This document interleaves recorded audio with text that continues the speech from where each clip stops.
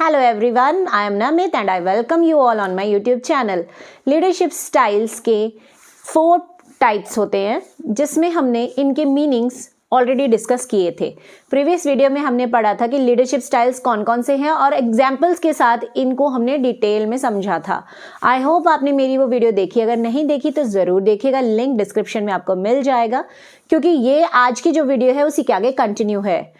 आज मैं आपको बताऊंगी कि ऑटोक्रेटिक लीडरशिप स्टाइल और लेजर फेयर लीडरशिप स्टाइल्स के एडवांटेजेस और लिमिटेशंस क्या हैं और साथ ही साथ ये भी देखेंगे कि किस कंडीशन में ये स्टाइल्स अप्लाई किए जा सकते हैं।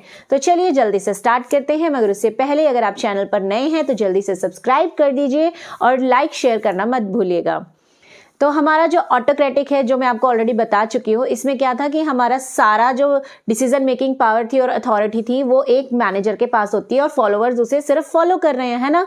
तो ये अगर हम ऐसा करते हैं कि एम्प्लॉयज़ को हम बिल्कुल तानाशाही के साथ कंट्रोल कर रहे हैं तो उसका क्या बेनिफिट है। First, quick decision making. देखिए यहाँ पर आपको कोई मीटिंग करके सजेशंस बुलवाने की रिक्वायरमेंट नहीं है, तो यहाँ पर टाइम वेस्ट नहीं होता, जल्दी से मैनेजर अपने आप डिसीजन ले लेता है। Second, provide satisfaction to leader. Leader को सेटिस्फेक्शन रहती है कि जो काम हो रहा है वो बिल्कुल सही है, क्योंकि यहाँ पर एम्प्लॉयज़ को अपना दिमाग लगाने की अथॉरिटी तो है ही नहीं। मैनेजर जो कहेगा फॉलोअर वो करेंगे, तो यहाँ पर लीडर सेटिस्फाई रहता है कि कोई मिस्टेक के चांसेस है ही नहीं। थर्ड, मे ब्रिंग पॉजिटिव रिजल्ट। अब क्योंकि सारा डिसीजन वो खुद से ले रहा है, सब कुछ वो खुद ही कर रहा है और सुपरवाइजन भी उसका कड़ी नज़र वो रख रहा है, तो इसकी वजह से रिजल्ट जो है वो हमेशा सही ही आते हैं। Next, lack of wastage. अब अगर आप टोटली सुपरविजन करेंगे और एम्प्लॉयज़ को टाइम टू टाइम इंस्ट्रक्शंस देते रहेंगे तो वेस्टेज तो होगी ही नहीं, रिसोर्सेज का प्रॉपर यूटिलाइजेशन होगा। एंड लास्ट, बूस्ट प्रोडक्टिविटी की प्रोडक्शन जो है वो बढ़ता ही जाएगा, मगर अगर ऐसा करने से कुछ लिमिटेशंस भी होती हैं, इसके कुछ नुकसान भी है। क्या नुकसान है? First, leads to frustration to subordinate. Subordinate बहुत फ्रस्ट्रेट हो जाते हैं क्योंकि अगर वो अपने आप से कुछ करना चाहते हैं, उन्हें करने की अथॉरिटी ही नहीं होती। अगर उन्हें कोई प्रॉब्लम आ रही है तो उनकी प्रॉब्लम मैनेजमेंट सुनने को तैयार नहीं है, मैनेजमेंट तो अपनी मर्जी चला रही है, तो ऐसी कंडीशन में फ्रस्ट्रेशन का लेवल बढ़ जाता है। Second, motivation level goes down. अब क्योंकि एम्प्लॉयज़ को कुछ भी खुद से सोचने की आज़ादी नहीं है, खुद से करने की आज़ादी नहीं है, तो ऑब्वियसली वो अपना दिमाग चलाना बंद कर देते हैं। वो एक मशीन की तरह आते हैं और मशीन की तरह बस इंस्ट्रक्शंस फॉलो करके वापस चले जाते हैं, उनका मोटिवेशन लेवल बिल्कुल गिर जाता है।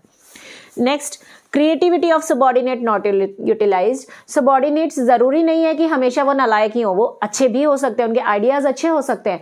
हो सकता है कि उनके आइडियाज़ से आपका प्रोडक्शन और सेल्स बढ़ जाएं, लेकिन उनके आइडियाज़ को इन्वॉल्व ही नहीं किया जाता, जिससे कि उनकी क्रिएटिविटी कम हो जाती है। And then, no development of subordinates. Subordinates की कोई डेवलपमेंट नहीं होती क्योंकि उन्हें खुद से कुछ भी करने की आज़ादी नहीं है। Next, discouraging feedback.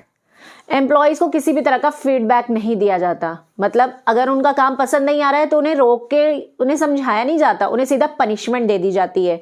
ठीक है, तो यहाँ पर फीडबैक की कमी है, कम्युनिकेशन लेवल नहीं है। अब सवाल ये आता है कि भाई इस तरह का लीडरशिप स्टाइल कब यूज़ किया जा सकता है। देखिए, वैसे तो ये वाला लीडरशिप स्टाइल इतना पॉपुलर नहीं है क्योंकि एम्प्लॉयज़ इंसान हैं, कोई मशीन नहीं जिनको आप अपने हिसाब से चलाएंगे, लेकिन फिर भी कहीं कहीं ये स्टाइल अच्छा रहता है। जैसे कि When subordinate are unskilled and uneducated, अगर आपका सबॉर्डिनेट पढ़ा लिखा नहीं है, उसको ज़्यादा जानकारी नहीं है, तो आप उसके ऊपर भरोसा करके उसे डिसीजन मेकिंग पावर अथॉरिटी नहीं दे सकते, क्योंकि हो सकता है उसका कोई डिसीजन गलत हो जाए जिससे कि कंपनी को लॉस हो सकता है। Then, when leader have less faith on employees.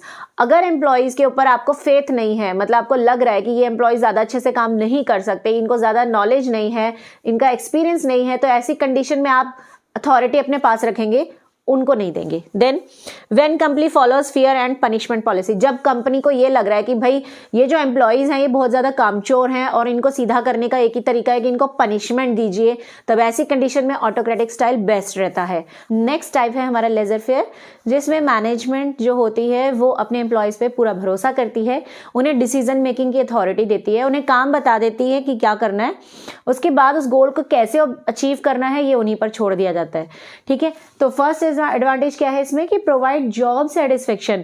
यहाँ एम्प्लॉयज़ को जॉब से सेटिस्फेक्शन रहती है क्योंकि उन्हें कंप्लीट फ्रीडम मिली हुई है, वो जो करना चाहते हैं, जैसे करना चाहते हैं, उन्हें आज़ादी है। और जब वो अपने स्किल्ड और नॉलेज के अकॉर्डिंग गोल्स अचीव कर लेते हैं और उसके बेसिस पर उन्हें अप्रेजल मिलता है तो उन्हें खुशी मिलती है, जिससे वो सेटिस्फाइड रहते हैं। Next, employees development. यहाँ पर एम्प्लॉयज़ को डेवलप होने का पूरा चांस दिया जाता है, क्योंकि किसी भी सिचुएशन में क्या डिसीजन लेना है ये उन्हीं के ऊपर होता है, और जब उस डिसीजन से अच्छे रिजल्ट आते हैं तो उनकी डेवलपमेंट होती है, रोज़ उन्हें नया कुछ सीखने को मिलता है। Next, utilization of employees potential. हर एम्प्लॉय के अंदर कुछ ना कुछ एक्स्ट्रा टेक्निक्स, स्किल्स, नॉलेज होती है और इसका फ़ायदा हम उठा सकते हैं अगर हम अपने एम्प्लॉयज़ पे भरोसा करें और उसे काम करने का मौका दें।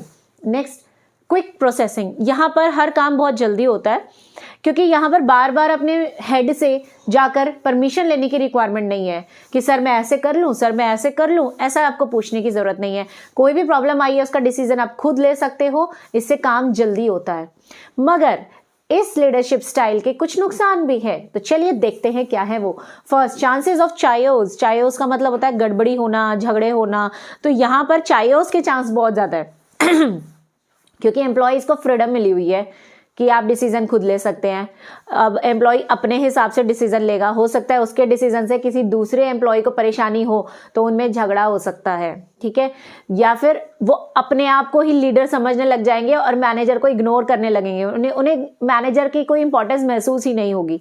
Next, ignore leaders contribution. जैसा कि मैंने बोला कि लीडर का कॉन्ट्रीब्यूशन खत्म हो जाता है, क्योंकि लीडर सिर्फ क्या कर रहा है, उन्हें गोल सेट करके देता है और बोल देता है कि इस गोल को आप खुद से अचीव करो। तो यहाँ पर अब जो हमारा मैनेजर है वो ना तो उन्हें गाइडेंस दे रहा है, ना वो उनकी हेल्प कर रहा है, ना डिसीजन मेकिंग में मदद कर रहा है, तो भाई उसकी इंपॉर्टेंस ही क्या रहेगी। एम्प्लॉयज़ ही अपने आप को हेड समझने लग जाते हैं। Next, not suitable for uneducated employees. अगर आपके एम्प्लॉयज़ अनएजुकेटेड हैं, अनस्किल्ड हैं, तो आप उनके ऊपर ये लीडरशिप स्टाइल अप्लाई नहीं कर सकते, क्योंकि वो अच्छा डिसीजन नहीं ले पाएंगे। Then may result in loss. अगर एम्प्लॉय ने कोई गलत डिसीजन ले लिया तो उससे कंपनी को लॉस भी हो सकता है। अब बात करते हैं कि ये लीडरशिप स्टाइल कब आप यूज कर सकते हो। ये लीडरशिप स्टाइल तब यूज किया जाता है जब सबॉर्डिनेट आर वेल ट्रेन्ड। जब सबॉर्डिनेट अच्छे से ट्रेंड हैं, नॉलेजेबल हैं, स्किल्ड हैं, तब आप उनको ये फ्रीडम दे सकते हो।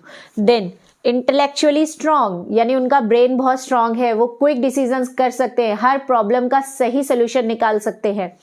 Then subordinate are self motivated and ready to take responsibility. भाई अगर आपके एम्प्लॉयज़ रिस्पॉन्सिबिलिटी लेने को रेडी ही नहीं है तो आप उन्हें रिस्पॉन्सिबिलिटी कैसे देंगे। आप उन्हें अगर बोल देते हैं कि ये गोल अचीव करके दिखाओ मगर वो करना ही नहीं चाहते तो कंपनी को लॉस हो सकता है। तो आपके जो एम्प्लॉयज़ हैं वो सेल्फ मोटिवेटेड होने चाहिए, इंटेलेक्चुअली स्ट्रांग होने चाहिए, तभी आप ये लीडरशिप स्टाइल अप्लाई कर सकते हैं। Bye, have a good day. Comment section में बताइएगा वीडियो कैसी लगी।